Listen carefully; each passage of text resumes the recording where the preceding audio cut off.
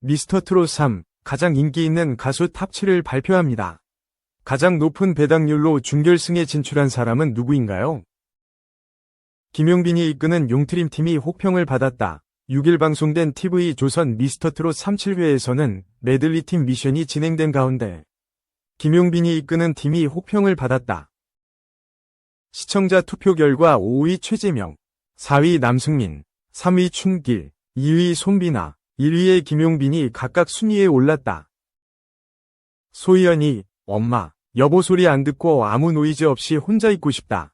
내 최애 가수 상상도 해보면서 라며 주부 관객들의 공감을 얻었다. 첫 번째 무대는 김용빈이 이끄는 용트림 팀이었다. 김용빈, 박지후, 강민수, 원정인이 팀을 구성했다. 김용빈은 정통 트롯 메들리를 준비했다. 주부님들이 어떤 걸 좋아하실지 생각하다가 효도를 콘셉트로 잡았다고 설명했다. 김용빈은 자신을 제외한 나머지 멤버들이 정통 트롯에 대한 이해도가 낮다는 사실을 알고는 팀원 각각에게 쪽집게 과외를 했다. 용트림 팀의 무대의 장민호는 기대를 너무 많이 해서 그런지 실망도 했다. 동선 실수가 많아 그 후 노래에 대한 집중이 깨졌다. 어수선하고 흐름이 끊겨 메들리답지 않아 아쉬움이 컸다고 호평했다. 박선주 역시 각 곡마다 실수를 하나씩 했다. 꺾다가 이탈을 한다거나 하는 문제들이 혼재되면서 집중이 안 되고 산만했다. 너무 아쉬웠다고 호평했다. 김용빈 팀이 마스터 점수 1450점을 받았다. 철록담이 이끄는 팀 주주핑의 임찬, 강훈, 유지우가 한 팀이 되어 무대를 꾸몄다. 박선주, 김성주 등이 유지우의 노래에 눈물을 흘렸다. 영탁이 유지우의 천재성에 놀라 몇 가지 지점을 언급하며 어렵지 않았냐고 물었다. 이에 유지우는 하나도 어렵지 않았다고 답했다. 장윤정, 영탁, 장민호는 유지우에 대해 절대 음감인 것 같다. 천재다 라고 표현했다. 이 팀은 마스터 점수 1575점을 받았다. 추혁진, 남궁진, 이수호가 손비나가 이끄는 뽕가요 팀에 속했다. 이들은 메들리 중 아이돌 노래 우리 집으로 가자를 선곡해 불러 주부들의 마음을 사로잡았다. 이은지가 왜 누구는 이름 불러주고 누구는 안 불러주냐고 따져 웃음을 안겼다.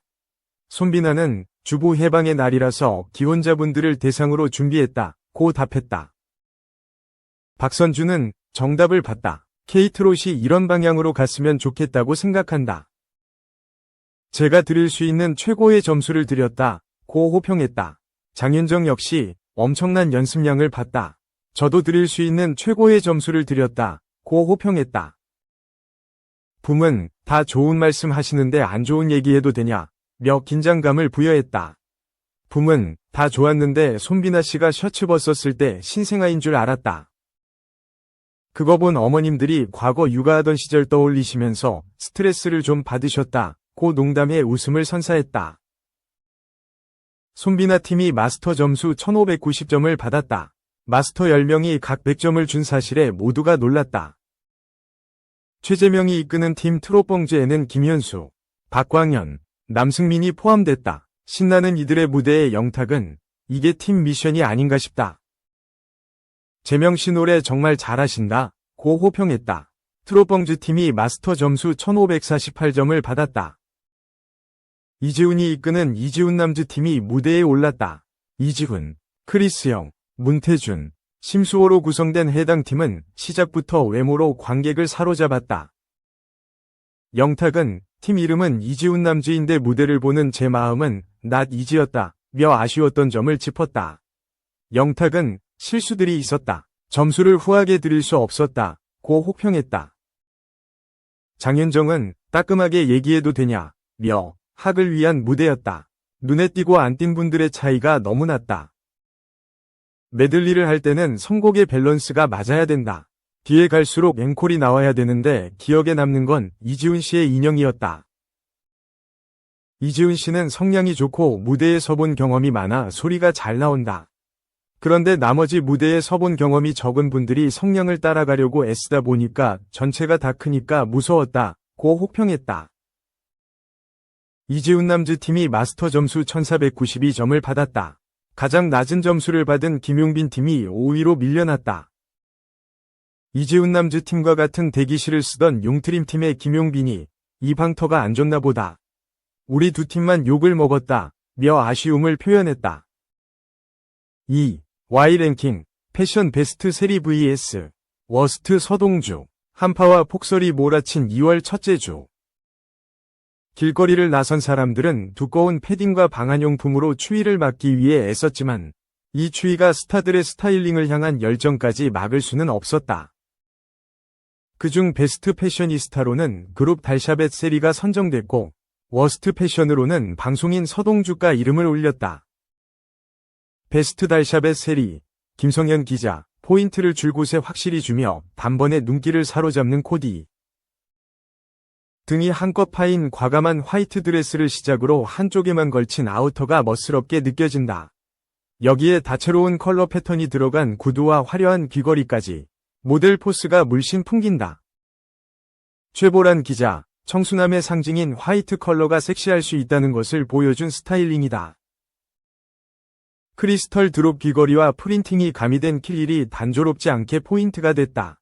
외투를 벗어 드레스의 백 디테일을 보여준 멋진 포즈가 가산 요소. 오지원 기자, 올 화이트 스타일링이 화려하기 쉽지 않은데 커다란 귀걸이와 독특한 패턴의 구두로 세련된 포인트를 줬다. 무심하게 툭 걸친 아우터 사이로 백리스를 드러낸 과감한 스타일링도 시원시원한 이목구비와 참 잘 어울린다. 김성현 기자, 매서운 날씨를 잊게 만드는 큐티한 매력의 진세연도 좋은 코디를 보여줬다.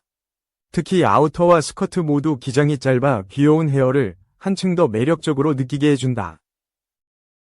컬러감 역시 쉽게 소화하기 어려운 묘한 색깔이지만 이를 보기 좋게 소화해냈다. 본인만큼 귀여운 미니백으로 이 패션에 마침표를 찍었다. 최보란 기자, 어울리기 쉽지 않은 청록색을 멋지게 소화했다. 러블리한 컬리 헤어가 신이 한 수. 여기에 광택감이 있는 소재의 롱부츠와 마이크로 미니백으로 상큼함을 더했다. 오지원 기자, 짧은 기장의 상하이와 웨이브 헤어가 발랄한 매력을 보여줬다. 남들과 달랐던 포인트는 청록색 컬러. 이 컬러 덕분에 산뜻하면서도 고급스러움을 한 스푼 더했다. 김성현 기자, 스쿨룩을 연상케 하기도 하고 보이시한 매력이 느껴지기도 한다. 여기까지 보면 매력적인 패션이 될 수 있었으나 비대칭 스타일의 스커트가 산만하게 느껴지며 앞선 매력을 반감시켰다. 톤은 유지하되 요소가 적은 평범한 스커트나 팬츠를 입었다면 구두로 뽑히지 않았을까? 최보란 기자, 매니시한 느낌과 여성스러움의 조화가 매력적이다. 다만 언밸런스한 기장과 단추 디테일로 인해 산만한 느낌이 있고 슈즈도 잘 어우러지지 않는 느낌이다. 오지원 기자, 타이를 맨 정장 스타일을 기본 틀로 한 매니시 스타일이 꽤 훌륭하다. 다만 언밸런스한 하의 매치는 눈에 띄면서도 도전적이다. 김성현 기자, 산소 같은 이영애 배우의 미소와 아름다운 미소만 빛난다. 버튼을 모두 잠근 버건디 컬러의 레더 코트는 답답한 느낌을 자아내고 핏 역시 다소 아쉽게 느껴진다. 사실상 눈에 들어오는 아이템이 아우터, 부츠, 가방밖에 없는 상황에서 모두 레더 소재로 통일하니 이 역시 심심하게 느껴진다. 최보란 기자, 목까지 꽉 채운 A라인 가죽 코트가 유아용 우비 같고 플랫 가죽 롱부츠는 장화 같다. 이영애의 우아한 매력이 잘 드러나지 않는 코디. 오지원 기자, 좋은 스타일링에는 훌륭한 여백이 있다. 그런데 이 스타일링에는 여백이 없어 답답한 게 아쉽다. 특히나 부츠 선택이 가장 아쉽다. 워스트 서동주, 김성현 기자, 모두의 눈길을 사로잡는 것 외에는 장점이 없는 코디. 정신없는 그래피티 같은 패턴이 들어간 아우터와 스커트는 산만하면서도 촌스럽고 마치 장화 같은 부츠 역시 언밸런스함을 더한다. 피부톤과는 맞지 않는 것 같은 메이크업 역시 안타까운 포인트. 최보란 기자, 위상 소화력은 높이 살만하지만 길에서 이 착장을 한 사람을 만나면 다른 길로 돌아갈 것 같다. 오지원 기자, 이 행사의 TPO에는 잘 맞았을지 모르지만 서동주의 매력을 보여주기엔 지나친 위상. 마치 변신 로봇 다리 같은 노란 부츠에서 탄식이 나온다. 3. 하트 신민아와 10년 열애, 김우빈. 드디어 경사, 느낌이와 기인과 함께하면 핸섬 가이즈. 2015년부터 신민아와 공개 연애 중인 김우빈의 전개가 공개된다. 의 진심인 열혈 오형제의 열정 케미로 기분 좋은 일요일을 선사하고 있는 TVN 핸섬 가이즈는 대한민국을 대표하는 문화유산 및 소재를 직접 찾아 나서는 일요 버라이어티 예능. 9일 1에 방송되는 10회는 핸섬 가이즈 최초로 인물을 주제로 한 뱀띠스타 탐방 빙고 레이스 편이다. 게스트로 출연한 높이뛰기 황제 우상혁과 차태현, 김동현이 핸섬즈를, 이희경, 신승호, 오상욱이 가이즈 팀을 꾸려 다양한 연령대의 뱀띠 스타들을 직접 찾아가 새해 복을 나누고 빙고를 완성하는 흥미진진한 레이스를 펼친다. 핸섬즈, 차태현, 김동현, 우상혁이 김우빈과 1989년도에 대한민국에서 벌어진 특별한 사건들로 열띤 토크를 벌여 귀를 쫑긋하게 만든다. 이때 김동현이 1989년에 두발자 유화가 시작된 게 아니냐 라고 묻자 차태현, 김우빈, 우상혁 저마다 자신들의 학창시절 비화를 꺼내놔 흥미를 키운다. 전 89년생 뱀띠인 김우빈은 저 학생 때도 두발자 유화가 아니었다. 삿발이었다 라고 밝혀 놀라움을 안기는데, 이에 76년생 차태현과 96년생 우상혁도 이구동성으로 나도 빡빡 밀었다 라고 주장. 삿발에 맺힌 한 으로 세대대 통합을 이루어 웃음을 자아낸다는 후문이다. 김우빈에게 제공한 신년 운세 서비스가 현장을 들썩이게 만든다. 김우빈이 노란색을 지닌 귀인과 함께하면 운이 상승한다 라는 전개의 얼굴 가득 화색을 띄우자 차태현과 김동현이 앞다퉈 자신의 몸에서 노란색의 흔적을 수색, 김우빈의 귀인 자리를 독차지하기 위해 혈안이 되는 것. 나아가 김우빈은 빙고 퀴즈 앞에서도 느낌이 왔습니다 라고 확언하며 뱀띠 스타의 남다른 기세를 뽐내 차태현, 김동현, 우상혁을 열광하게 한다는 전언이다.